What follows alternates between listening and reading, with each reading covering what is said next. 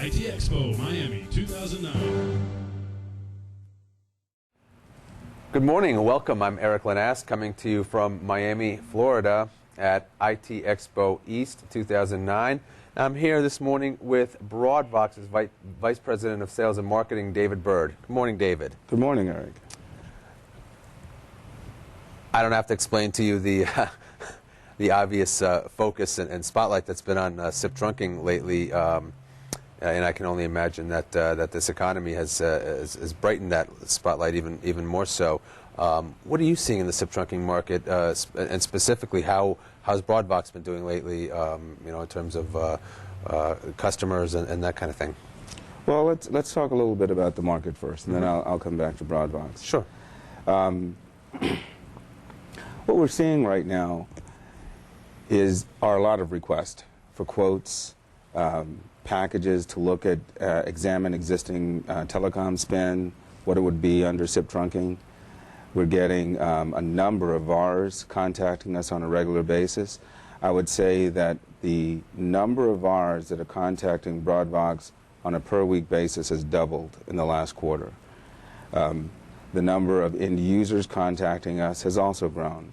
So we've expanded our inside sales organization. Most of the end users have an asterisk type box, and they're looking for 3 to 6 concurrent call sessions.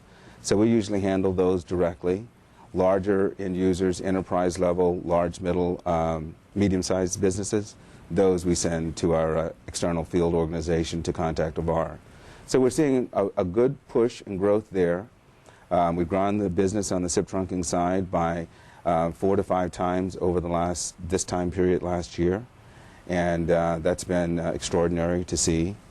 Broadvox as a whole, we've seen a 50 to 20% increase in our traffic year over year, which translates, of course, to an increase in revenue.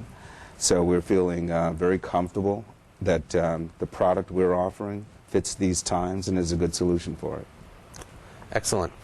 You mentioned the increased interest from the VARs. One of the things you're doing here this week is sponsoring the Reseller Day at IT Expo. What are you expecting from that?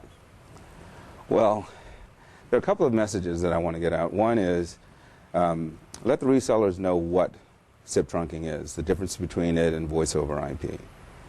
The second thing is let them know this doesn't change their business model. This is incremental to their business model. If they're still going to sell their current hardware platforms, want to be a consulting organization, adding SIP trunking just adds another arrow to the quiver. It's an opportunity to just create this long-term stream of revenue. The other thing that we decided to do this for was Verizon just recently decided to announce their voice over IP product. And it was interesting because here's a company announcing a new product. First of all, it costs them next to nothing to deliver the product. But the price for the new product is the same as if you had a TDM service. So that was kind of interesting. And then the second thing was they then announced, and I think you may have seen this, a number of press releases to insist that the product was not as good as their TDM product. We want to say this. The product is less expensive. The product has near the same quality as TDM. Most of our businesses never see a difference. To say it's exactly the same, well, I'm a 20-year guy in telecom, it's not exactly the same. But to put you between 2 phones, one TDM and one SIP, you won't be able to tell the difference. And it's important for the community to understand how far IP communications have come. Good. One last thing, I don't know if you know this, we've got Rich Tarani at the show this time under heavy security, given what happened with the kidnapping incident last time. Can we expect to see IP Man or anything from IP Man at this show?